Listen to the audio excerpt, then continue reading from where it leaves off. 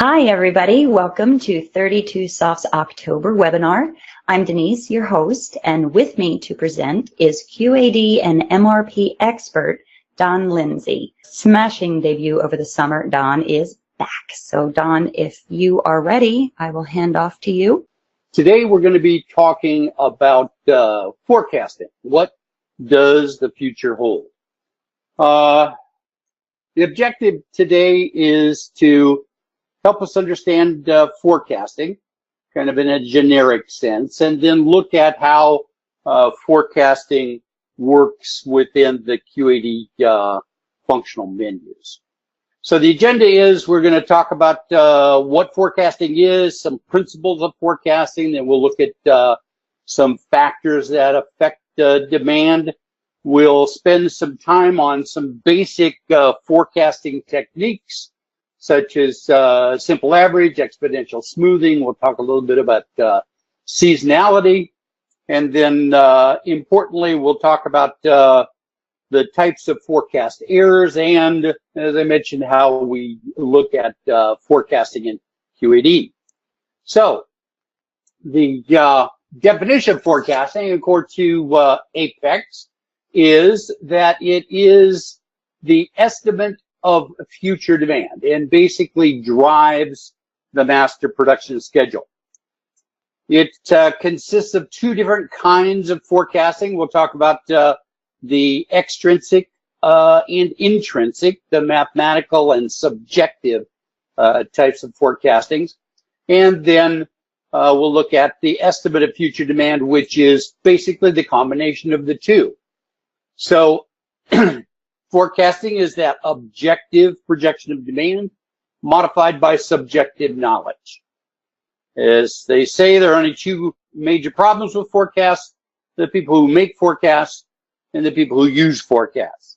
So hopefully we'll make some progress as to understanding how forecasts are to be used. So let's talk about the principles of forecast. First is it's never right.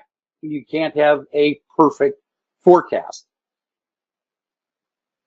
Forecasts are more accurate for large groups of demand, product families or groups, than they are for individual single item part numbers. They're more accurate in the near future than the far future. In other words, I can forecast what's going to happen next week a little bit more accurately than what's going to happen a year from now. They should always include an error estimate, and we'll look at the mathematical techniques that we have available to us to measure that forecast error. Methods should be tested before using and adopted, because you just don't go out and try a new forecasting technique, because this is basically what's going to drive your whole ERP system. So you want to make sure that you test it. And as we saw from our webinars in June and July, MRP is the tool we use for dependent demand. And so you should never forecast what you can calculate as dependent demand. Forecasts are consumed by actual orders, and we'll look at how we do that in QAD. And they need to be tracked and measured as frequently as required, if not monthly, possibly weekly. The measurement is the key there. You have to take and actually record what that forecast is. So the goal is to make forecasts less wrong, not make them right. As far as data collection and preparation is, you need to record the data for your forecast in terms of how you're going to use it in the forecast. So don't record shipments. That's not going to give you demand. You need to record demand as the actual receipt of the order into the system. Record intervals for the forecast periods. In QAD, we have forecast by weekly buckets or weekly time periods. So you want to record that in terms of, or record the forecast in terms of those forecast buckets. You want to record the circumstances relating to the data. In other words, if there's a promotion or event or some special occurrence that caused demand to occur, you want to make sure that you record that as a piece of information so you can go back and track what that record was. And you want to record demand separately for different customers, groups, so you have it at the lowest level of detail. So take it to the lowest common denominator for recording and collecting your forecast. The ERP flow chart, as we've looked at it before, driving down from production planning to master scheduling and material requirements planning to production activity control. In terms of forecast, what you want to do is you want to forecast at the group level for production planning. That's the master schedule, is where you're going to drive the forecast in at the item level. If you looked at these levels in terms of the ERP product flow, you could see that business, we're out about 2 to 10 years, sales and operations planning, 1 to 3, and then the master production schedule. This is the end item and options. We're at the actual monthly level. We talked about independent and dependent demand in June and July. Dependent demand is demand at the whim of the customer. So this is what we want to forecast. Dependent demand, bills of material, parent component relationships, these are derived from the demand of another source. So the parent is what receives the demand, so you don't forecast the component, you forecast the parent. And there are specific techniques that we're going to talk about for each type of demand, and some parts actually have both types. So you can actually input in the 22.1, the forecast maintenance screen in QAD, an individual forecast in addition to driving down from a parent. So what are the sources of demand? Well, you need to record all sources of demand by item, by quantity, by date, by customer, even by location. Customers, field replacements, spares. If you give away parts for discounting, that counts as a demand for your inventory. So you need to record that. Promotions, do you give parts to sister divisions or affiliates? Engineering and sell-through. So these are all of the types of, or the sources of demand that you're going to need to record in your forecasting system.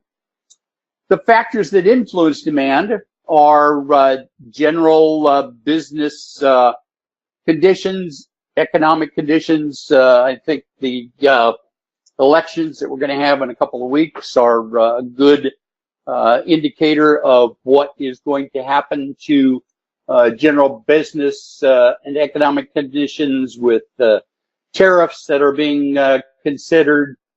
You've got your competitive factors that other people in the same marketplaces you are going to be recognizing in terms of actual sales. Fads, styles, fashions. When I used to work for Gucci, this was a major impact on our ability to sell product and to forecast products. So we kept track of the fashions, the fads, market trends, strategies, goals, and your own firm plans. Whether you've got regulatory and compliance issues, new technologies that are coming about, those are the factors that you need to take into consideration outside of the organization. Characteristics of demand. As you can see, over time, in this place, quarters, you record the actual occurrence of demand.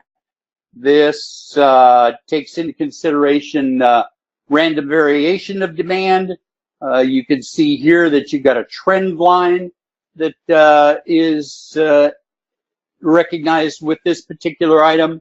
You've got seasonality. This may be something to do with swimming pools or anything else that might be in fact affected by seasonality. And then you've got the normal cyclical variations of the product. So you want to make sure that you record and understand all of those characteristics regarding your part. So the basic components of demand are the baseline, the trend factor, seasonality. If you've got one-time events that you need to factor out of the system, we'll talk about tracking signals, another way to handle that. Random variations and outliers are the types of demand. So let's look at some forecasting methods. There's basically two types of forecasting methods. There's a qualitative.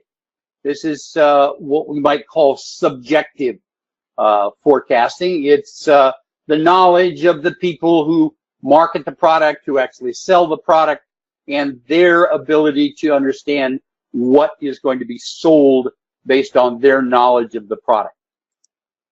On the other hand, we've got the quantitative calculations, and we'll look at that over the next couple of slides. And this is basically using historical data to forecast the future. It assumes that the future will repeat the past, and we'll see how we use these mathematical techniques to do that. So you've got a combination of these two, either quantitative and qualitative, and the combination of that becomes the forecast for the company. And as we saw from our MRP discussions back in July, the forecast is what drives the MRP schedule, which drives material, which drives labor, and forecasting drives that master scheduling level. So this is the primary point of the product.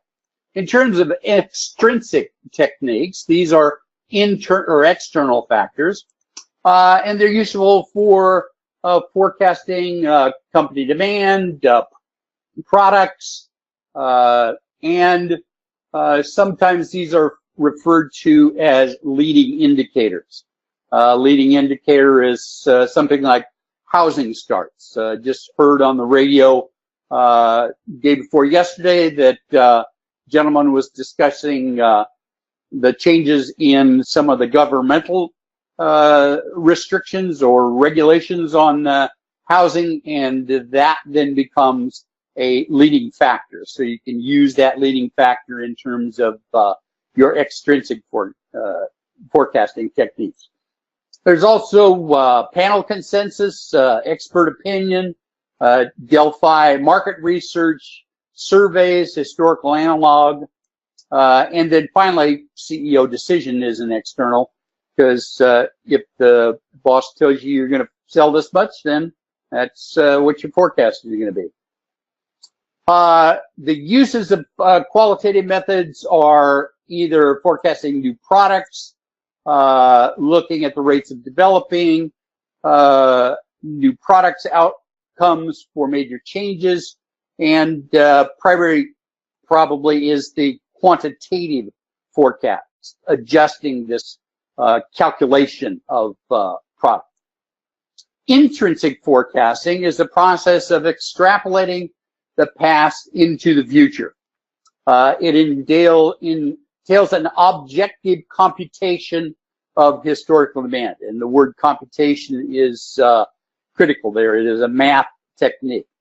Assumes the future will closely resemble the past, and the forecast is a result of many small independent events, which we call customer orders. The techniques are basically statistical. There's an averaging technique we'll look at, moving average, which means that you're looking at a number of periods and moving that along the historical demand curve. Weighted average, where you assign particular weights to descending or past occurrences of demand, and then a weighted moving average, which in essence is what exponential smoothing is. If you look at a forecast is an average. Simple enough. So if I take a simple average, that's what my forecast is. And a forecast is an average. So if you're going to calculate a value, it becomes your forecast. If you calculate an average, that becomes your forecast. Exponential smoothing is a formula that we'll look at in terms of calculating what the new forecast is based on actual sales and what you forecast last period. There are also some other forecasting techniques, regression analysis, predictive modeling, neural networks, whole winters. We're going to have another webinar in January, I believe January 16th, 19th, one of those days. And we'll be covering these more advanced techniques in terms of mathematics. So intrinsic, let's take, for example, that we've got 12 months of history. We've sold this particular item. And remember, you have to measure that. You have to go actually keep track of what you sold. And we want to look at what the forecast is for January. So how would you do that? Well, the first way is simple average. Sum of the observations divided by the number of observations. That is an average. And remember, we said an average is forecast. So if you looked at what you sold all 12 months, okay, that sums up to 952. If you divide 952 by 12, then your forecast rounded off becomes 80. So that is your average, which is your forecast. So moving averages, okay, are forecast as an average of past months, where that past month is a static figure. Let's say, for example, we have an average forecast of the past 3 months. So if we look at 63, 91, and 84, we can say that the forecast for January, again, an average, some of the observations by the number of observations, equals 79. In a moving average, if the sales in January are 90, the forecast for February becomes 90 plus 84 plus 90 divided by 3, or the new forecast is now 88. So the moving average is the sum of the observations divided by the number of observations, where n is a static figure. We drop the oldest and add the most recent. And again, forecast is an average. So if we look at a moving average example, we can see that the whole average of those 10 periods is 98.7. If we look at the forecast at the end of period 3 and we're forecasting out into the future, we'd say 101 plus 91 plus 95 divided by 3 is 96. Here, we're going to drop the oldest and add the most recent. So now we drop the 102 and add the 105, divide by 3, and our new forecast is 97. And if we go through and we set those parameters, the moving average then changes from 97, 98, 101, or 100, 101, 100, etc., etc.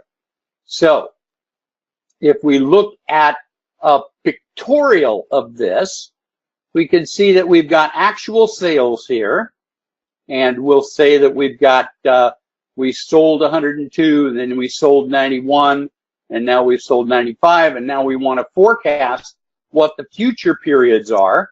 So that forecast then becomes the 96. If we add a month of demand, you can see now the forecast for periods 5, 6, and 7 are 97. Add another set of demand, drop the oldest, add the newest. Now the forecast is 98. Drop, and now the forecast is 100. So you can see that as you use this moving average, you're dropping the oldest, adding the most recent, and that value then becomes the forecast, the straight line forecast for all the periods out into the future. So that's a moving average. It can be used to filter out random demand. It is calculations can be cumbersome if you're dealing with lots of periods, but it's a valuable tool. The probably most common used technique is exponential smoothing. It's a weighted averaging technique that minimizes the data storage and calculations and provides a routine method for updating forecasts. So it's an automatic. Works well for stable items. It's very satisfactory for short range. Remember, we're more accurate in the near term than the far term. Detects trends but lags them, but we'll look at a technique that can adjust that. Smooths historical data. It's fairly simple to understand, and it adjusts to changing conditions, and through what we call hold winter, can take into account seasonal patterns. So all you have to do is maintain the old forecast, what's called an alpha factor, and what you actually sold. So there's not much information you got to hold. And here's the forecast. It's alpha times the actual demand plus 1 minus alpha plus the previous demand. So the smoothing factor, referred to as alpha, determines the historical data on the projection. It sensed the responsiveness to changes in demand. We'll look at that. So it exists between 0 and 1. So it gives less importance to current periods as you raise that exponential smoothing alpha factor. You can see here that the actual formula is 2 times n plus 1, n being the number of periods. So if you have 3 periods, your alpha factor calculates out to 0.5. The formula most commonly used is this bottom one.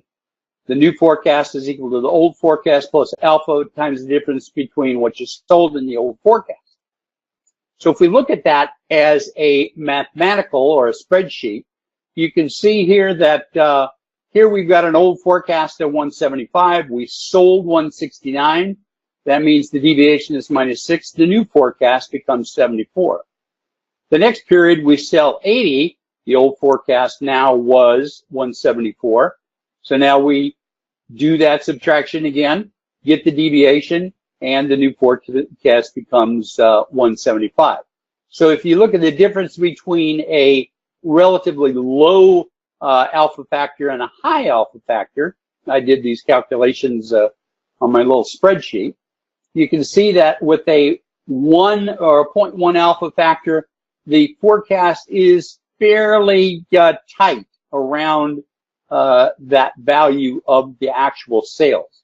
Whereas if you use a higher alpha factor, 0.5, it looks at the forecast as a greater deviation. So you can see here graphically, if the alpha is 0.1, you can see as we actually forecast out across the horizon, the dispersion of those forecasts is relatively tight, but if you use a higher alpha factor, you're going to be more responsive to those differences between what you sold and what you forecast.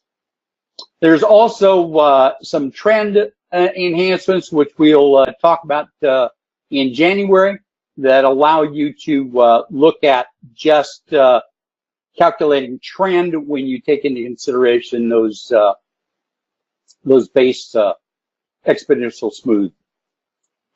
Seasonal sales are a way to use the what we call a seasonal index that looks at the period average sales divided by the average sale for all periods, and this determines seasonality. So if you've got a seasonal kind of a product, it can avoid random noise. the procedure is to look at the product and determine why it's seasonal, capture at least 2 complete cycles, establish the base series, which I'll show you in just a second, compute the demand ratio, and then exponentially smooth the demand ratio out across the horizon. So here's sales history. Here we've got period for quarters. We've got demand. And if you look at the calculation, the average for all 4 quarters is this 400 divided by 4, so it's 100 on average. And if you use that series of calculations, you can see that the seasonal index for the first is 128, then 120, 175. So you can calculate these seasonalities and apply them to either a simple average or an exponentially smooth forecast. There's the seasonal build maintenance that you use in QAD, and I'd recommend all of us go out and experiment with that little tool. The next issue that we have with forecasting is to measure demand variance. As it says, forecasts are really correct 100% of the time, so we need to monitor the forecast to plan for a error in the future forecast. Then measure the actual demand versus the forecast. This helps us improve our forecasting methods. In forecasting, we are concerned with 2 aspects of error. First is the magnitude of the error. How big is the error? And the second is the biasness of the error. Are we always selling more than we forecast, or always selling less than we forecast?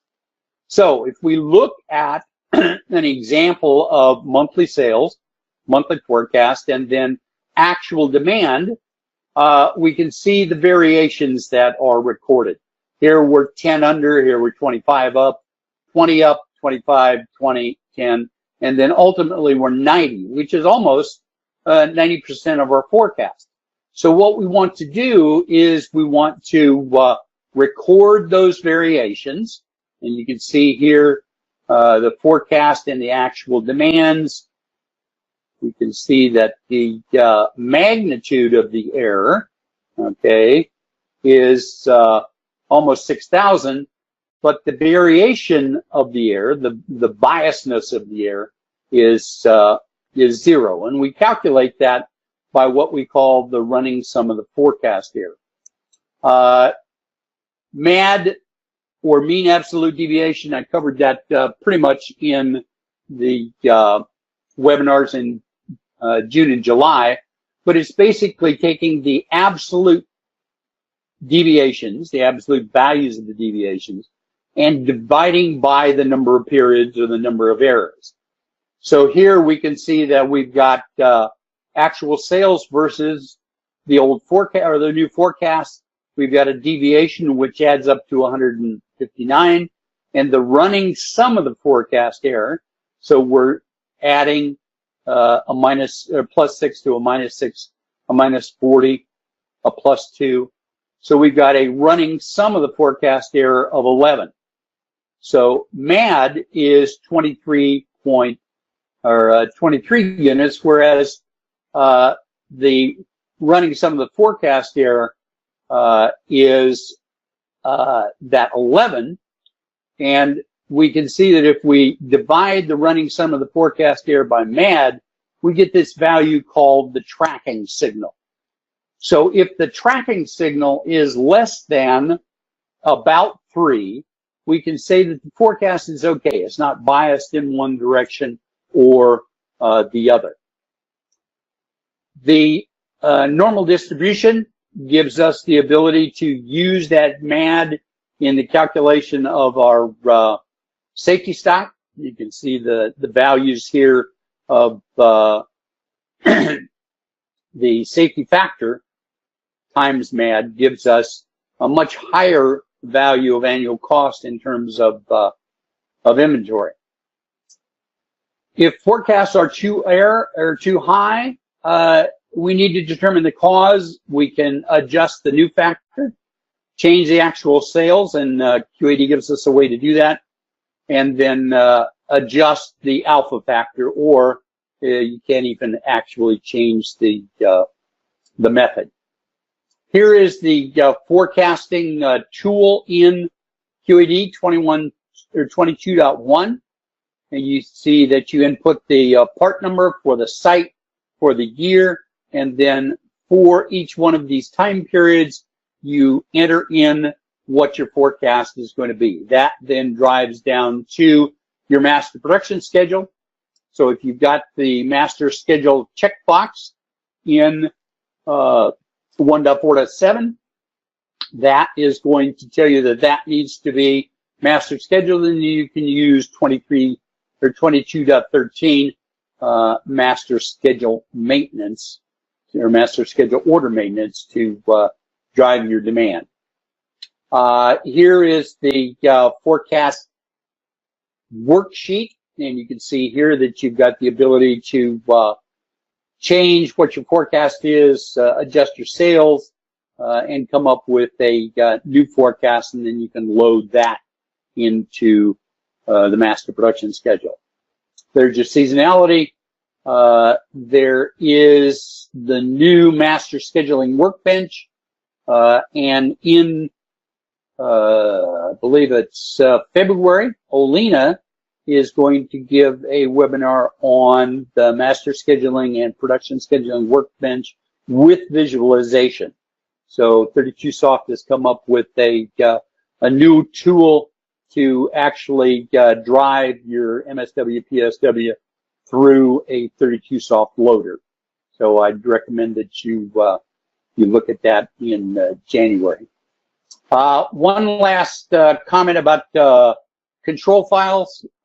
In 7.1.24, we have this consume forward and consume back, because as we saw previously, actual sales consumes forecast.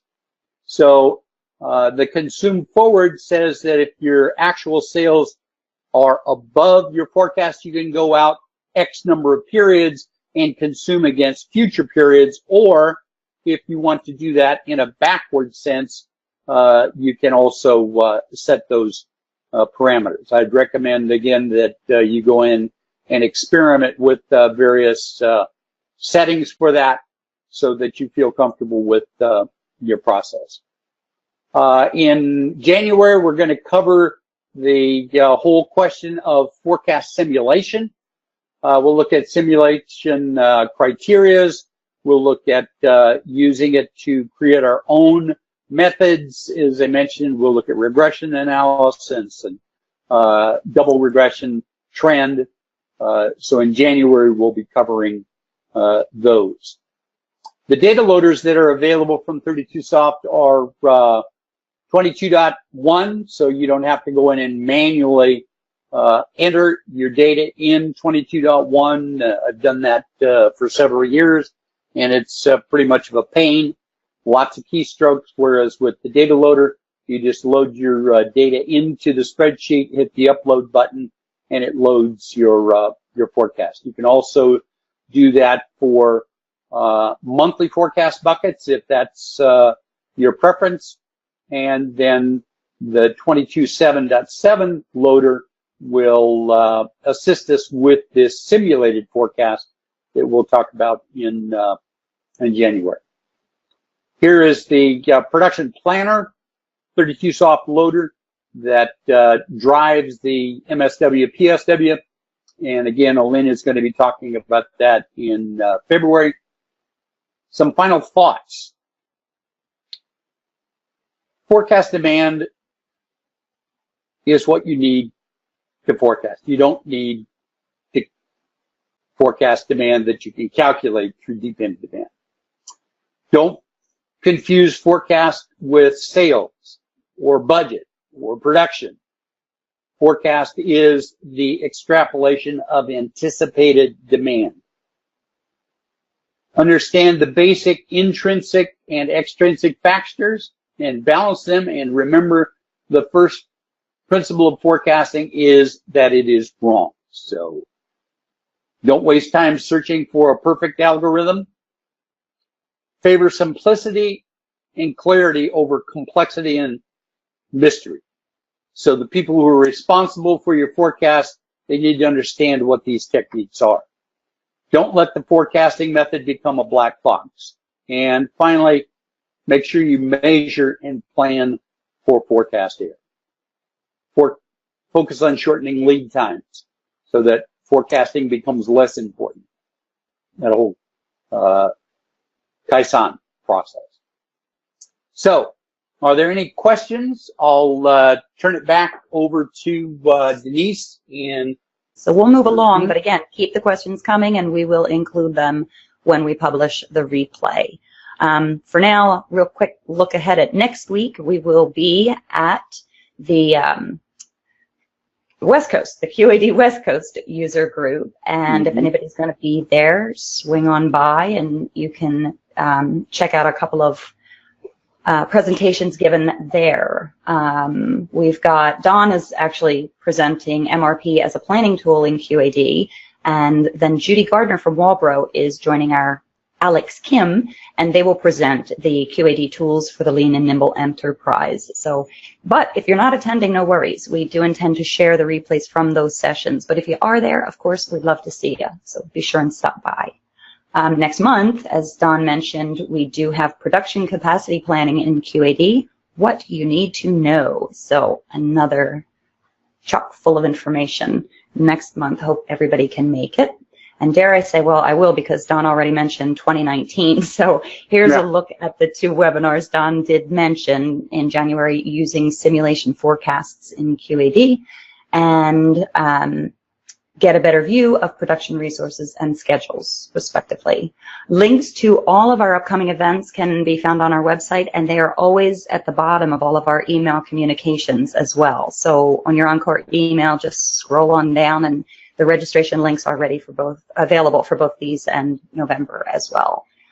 Also wanted to mention EDU 32 is here. We have added a section to our website dedicated to sharing knowledge and insights, and there you will find a wealth of articles and videos, and if you don't find what you need, be sure to let us know about it. You can access it right there, EDU 32, from any of our web pages. If you can check it out, that would be great, and let us know what you think. We'd love to hear back. That's about all besides my final quote for the day. Don, is there anything else you'd like to add? Or no, if you've got any more questions, be sure and send them along, and thank you for your attendance, and have a good morning. Thank you for another great session, Don. So the goal of forecasting is not to predict the future, but to tell you what you need to know to take meaningful action in the present. Thank you, everyone, so much for your time today. We do hope you'll join us again next month, and maybe we'll even get to see some of you at the West Coast User Group next week. Have a great day.